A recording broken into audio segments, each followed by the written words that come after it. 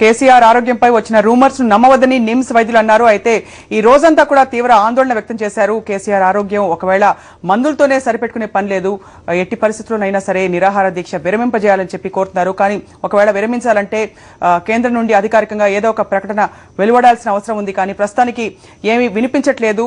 మరోవైపు ఉద్యమం ఊపందుకుంటోంది. ఇటువంటి పరిస్థితుల్లో పరిష్కారం ఎక్కడుంది? ఈ అంశంపై మాట్లాడుతున్నాం. అండ్ విజయవాడ నుండి వసంత నాగేశ్వరరావు గారు, జయాంధ్ర ఉద్యమ కమిటీ అధ్యక్షులు, అలాగే శ్రీనివాసరావు గారు ఆంధ్ర మేధావుల ఫోరం కన్వీనర్ ఉన్నారు. అండ్ సాక్షి టీవీ స్టూడియోస్ లో ప్రజా వాగ్గేయకారుడు, ప్రజా గాయకుడు గద్దర్ ఉన్నారు. గద్దర్ గారు, ప్రస్తుతం ఉన్న పరిస్థితుల్లో పరిష్కారం రాజకీయ పరిష్కారం అని చెప్పారు. మీరు దీనికి సమాధానం ఎటువైపు నుంచి ఎటువంటి ప్రకటన వెలువడితే ఇది కొంతవరకు చల్లారే అవకాశాలు కనిపిస్తున్నాయి? ఇప్పుడు ఒక రాజకీయ సమస్యను చల్లార్చడము, డెఫ్యూజ్ చేయడం కాదు, అది మళ్ళీ ఎజెండాలోకి వస్తుంది. అందుగురించే నేను చాలా స్పష్టంగా చాలా పాటలలో సమస్యను ఎట్లా పక్కదారి పెట్టిస్తారు.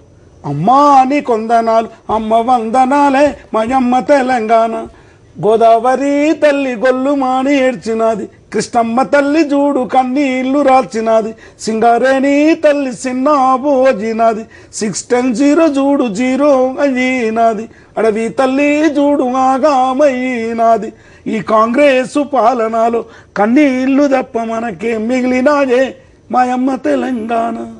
అందుకే ఇమీడియట్ గా కేసీఆర్ ప్రాణాన్ని రక్షించడం వలన,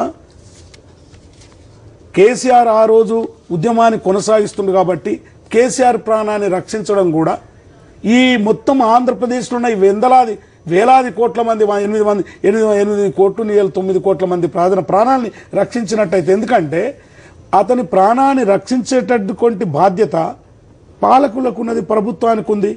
ఇగో ఇంతవరకు చూడండి, ప్రాణం వెళ్ళిపోతుందని నిమ్స్ వాళ్ళు చెప్పడం, అందరు రావడము, మేమంతా ఖండించడము, దాని మీద ఇంతవరకు దాకా ముఖ్యమంత్రి కానీ లేదా సోనియా గాంధీ గారు కానీ తెలంగాణ ఇష్యూ పట్ల ఇక మేము ఇట్లా అనుకుంటున్నాము, ఒక రాజకీయమైన ప్రక్రియ మొదలయ్యింది, ఈ రాజకీయమైన ప్రక్రియలో మాకు ఇబ్బందులు ఉన్నాయి, రాయలసీమ ఉంది, కోస్తాంధ్ర ఉంది, హైదరాబాద్ సమస్య ఉంది, ఈ సమస్య ఉంది, ఇన్ని సమస్యలతో ఉన్నాము అని చెప్పాలా లేదా? అందుకే ఇమీడియట్ గా నేను ఈ కేసీఆర్ గారి యొక్క ప్రాణాన్ని రక్షించడం, ఉద్యమం కోసం ఇండివిజువల్ గంట లేను, ఉద్యమం కోసము ఒక శాంతిని ప్రివేల్ కావడానికి ప్రభుత్వాన్ని మీద బాధ్యత ఉంది, మా లాంటి వాళ్ళ మీద ఇప్పుడు వచ్చిన వాళ్ళు కూడా బాధ్యత ఉంది, ప్రభుత్వం మీద ఒత్తిడి తీసుకురావాలి. ప్రస్తుతం ఇది ఉద్యమం కేవలం ఇది ఒక పార్టీకి అతీతంగా దాటిపోయి ప్రజా ఉద్యమంగా తయారైంది. జేఏసీ నాయకుడు ఎల్లన్న ప్రస్తుతం ఫోన్ లైన్ లో సిద్ధంగా ఉన్నారు, కాసేపట్లో అరెస్ట్ కాబోతున్నారు. ఎల్లన్న గారు చెప్పండి, ప్రస్తుతం మీరు కాసేపట్లో అరెస్ట్ కాబోతున్నారన్నారు. మరోవైపు యూనివర్సిటీ క్యాంపసెస్ అని ఖాళీ చేస్తున్న ప్రభుత్వం, మీరేం చెప్పదలుచుకున్నారు ఈ సమయంలో? మేడం, ఈ రోజు మా పరిస్థితి అసలు వాస్తవంగా ఎట్లా మారిందంటే, ఒక దొంగల్లాగా, రౌడీల్లాగా, ఏందండి ఉస్మానియా యూనివర్సిటీ విద్యార్థులము ఒక సామాజికమైనటువంటి సమస్య, మా ఆత్మగౌరవ సమస్య, మా ఆకలి పోరాట సమస్య, 60 ఏళ్ల నుంచి దోపిడీ చేస్తున్నటువంటి రాజకీయ పార్టీ నాయకులను ప్రశ్నిస్తూ శాంతియుతంగా ఉద్యమాలు చేస్తుంటే మమ్మల్ని ఎందుకండి ఇంత చిత్రహింసలు పెడతారు ఈ ప్రభుత్వాలు? అంటే ఇంకా దోచుక తినడానికి మరిగినటువంటి కాంగ్రెస్ ప్రభుత్వాన్ని ప్రశ్నించడం తప్ప, మా సమస్యలు సాధించుకోవడం కోసం శాంతియుతంగా ఉద్యమించడం తప్ప, మా ప్రజాస్వామిక వాతావరణాన్ని మీరు కాలరాస్తారా ప్రభుత్వాలు? ఇలా చాలా మంది మేధావులు మాట్లాడుతున్నారు. మేము ఒకటే డిమాండ్ చేస్తున్నాం, ఎట్టి పరిస్థితుల్లో మేము అసెంబ్లీని ముట్టడిస్తామని పిలుపునిచ్చినాము. ఎట్టి పరిస్థితుల్లో మమ్మల్ని ఎంత మందిని అరెస్ట్ చేసినా, లక్షలాది మంది విద్యార్థులు రాష్ట్ర వ్యాప్తంగా మన తెలంగాణ జిల్లాలో ఉన్నటువంటి విద్యార్థులందరూ తరలిస్తారు. వాళ్ళ తల్లిదండ్రులు కూడా ఆశీర్వదించి తోలడానికి ఇలా సిద్ధంగా ఉన్నారు. ఉద్యోగులు, అధ్యాపకులు చాలా మంది సిద్ధంగా ఉన్నారు. ఇలా చాలా ఉద్యమంలో భాగస్వాములై పల్లెల్లో తిరుగుతున్నారండి. ఎంతమందిని అరెస్ట్ చేస్తారని చేసుకోమనండి. ఇక్కడ నుంచి కాకుంటే సెంట్రల్ నుంచి బెటాలియన్ నింపుతారా? ఏం పాపం చేసినామండి మేము? మా సమస్య కోసం ప్రశ్నించడం తప్ప, మా సమస్య కోసం ఉద్యమించడం తప్ప, మా ప్రజాస్వామిక వాతావరణాన్ని మీరు దెబ్బతీస్తే ప్రభుత్వాలు కుప్పగొల్తాయని చెప్పేసి మేము హెచ్చరిస్తున్నాం. ఎట్టి పరిస్థితుల్లో అసెంబ్లీ ముట్టడిని మేము ఖచ్చితంగా చేసి తీరుతాం. ఇప్పుడు ఐజీ గారు ఒక మాట మాట్లాడుతూ అసాంఘిక కార్యకలాపాలకు పాల్పడుతున్నారని చెప్తారు. ఎక్కడనండి? మేము ఎక్కడున్నాము? ఎక్కడికి పోయినాం? మా యూనివర్సిటీలో, విశ్వవిద్యాలయంలో కదా. ఎల్లన్న గారు, మీరేమన్నా హామీ ఇస్తున్నారా ఎటువంటి అవాంఛనీయ సంఘటనలు జరగవు అని చెప్పి? గత 2 రోజుల బంద్ లో కూడా మనం చూసాం, అనేక సంఘటనలు జరిగాయి తెలంగాణ ప్రాంతం అంతా, ముఖ్యంగా మహానగరంలో. మేము ఈరోజు కాంగ్రెస్ ప్రభుత్వము వాళ్ళ ఏజెంట్లను కొంతమందిని ఆంధ్ర వలసవాదులను పెట్టి మా పేరు మీద వాళ్ళు దాడులు చేసుకుంటా మమ్మల్ని మా పైన దాడులు చేయడం, మా పేరు మీద వాళ్ళు దాడులు చేసుకుంటా ఇలా విద్యార్థులు హింసకు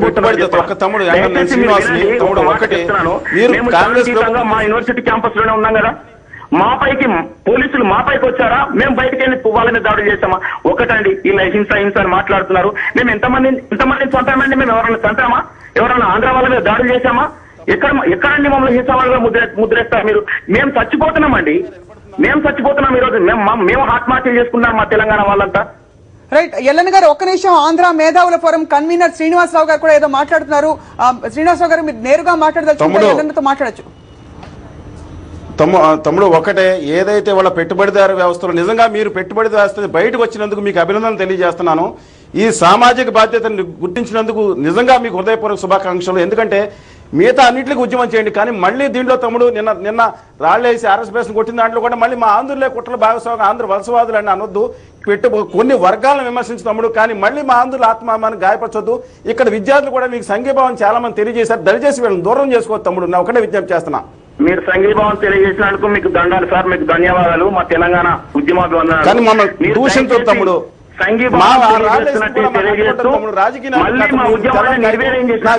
నాగార్జున యూనివర్సిటీ విద్యార్థులు నీకు మాట్లాడారు, కానీ మళ్ళీ దీంట్లో కుట్రలు చేయొద్దు, రాజకీయ నాయకుల చేతిలో కావద్దు, కలిసి పోరాడాల్దాం, ఈ ప్రభుత్వం చేస్తాను సాధిద్దాం తమ్ముడు. అంతకుమించి ఎక్కడ ఏం చేయట్లేదు. మేము శాంతియుతంగా ఒక ప్రజాస్వామిక వాతావరణంలో ఉద్యమాలు చేస్తున్నాం. మా శాంతియుత ప్రజాస్వామికమైన మా భావ ప్రకటన గౌరవించండి. ఎల్లన్న గారు ఒక్క విషయం క్లారిఫై చేయండి. అంటే అనేక షాపుల మీద దాడులు చేయడం, అద్దాలు పగలగొట్టడం వంటి సంఘటనలు కూడా అత్యంత భావోద్వేగంతో కూడిన వాతావరణంలో ఇవన్నీ కూడా జరిగాయి. దీన్ని ఏ విధంగా మీరు సమర్థించగలుగుతారు? ముందు కూడా ఎల్లుండి జరగబోయే కార్యక్రమంలో ఇలాంటి సంఘటనలు జరగవు అని చెప్పి మీరు ఏమైనా హామీ ఇస్తున్నారా? మేడం, మేము ఇంతకు ముందే మాట్లాడినాను. చెప్పండి. హింసాత్మక కార్యక్రమాలకు పాల్పడుతున్నది మఫ్టీలో ఉన్నటువంటి పోలీస్ యంత్రాంగము, కాంగ్రెస్ ప్రభుత్వానికి ఏజెంట్ గా పనిచేస్తున్న వాళ్ళు. మేము ఒకటే తెలియజేసుకున్నాం, మేము చాలా శాంతియుతంగా ఉద్యమాలు చేస్తా ఉంటే మమ్మల్ని డిస్టర్బ్ చేయడానికి, మమ్మల్ని హింసావాదులుగా చిత్రీకరించడానికి, ఎక్కడ దొరుకుతారో వీళ్ళను పట్టుకొని అరెస్ట్ చేసి నానా కుట్ర కేసులను పెట్టాలని చెప్పేసిన కుట్రలో భాగంగా ఇలా మమ్మల్ని హింసావాదులుగా చిత్రీకరిస్తున్నారు. కానీ మేము చూడండి, మేము చాలా శాంతియుతమైన వాతావరణంలో మేము మా ఉద్యమాన్ని కొనసాగిస్తుంటే రాజకీయ నాయకులు ఎవరికి ఇష్టం వచ్చిన రీతిగా వాళ్ళు మాట్లాడుతూ ఇలా కేంద్ర ప్రభుత్వం నుంచి ఏమొచ్చిందో రకరకాల మాటలు మాట్లాడుతూ మా ఉద్యమాన్ని నిర్వీర్యం చేసే పరిస్థితిలో ఉన్నారు. ఇలా బెటాలియన్ నింపాల్సిన అవసరం అండి? యూనివర్సిటీలో రూములు ఖాళీ చేయాల్సిన అవసరమా? మా మెస్సులు మూసేయాల్సిన అవసరమా? ఎక్కడ పడుకోవాలి విద్యార్థులంతా? ఇలా కాంపిటీషన్ యుగంలో, ఇలా పరీక్షలకు చదువుకున్నటువంటి యుగంలో ఒక ఉద్యోగం లేదు. ఇలా మాకు చదువుకొని బతుకుదామంటే బతుకుదేరు లేని పరిస్థితులలో ఇలా మా ప్రజాస్వామిక హక్కును, మా ఉద్యోగం పొందే హక్కును కూడా మమ్మల్ని అడగనివ్వరా? ఒకటే మీరు మాట్లాడినట్టుగా ఇలా శాంతియుతానికి హామీ ఇస్తున్నారా అన్నారు. మేము శాంతియుతానికి మేము ఖచ్చితంగా హామీ ఇస్తున్నాము. శాంతియుత వాతావరణంలోనే ఈ ప్రభుత్వాన్ని హెచ్చరిస్తున్నాము. ఏంటంటే మేము మా ప్రజాస్వామిక వాతావరణాన్ని 10వ తేదీ రోజు మానవ హక్కుల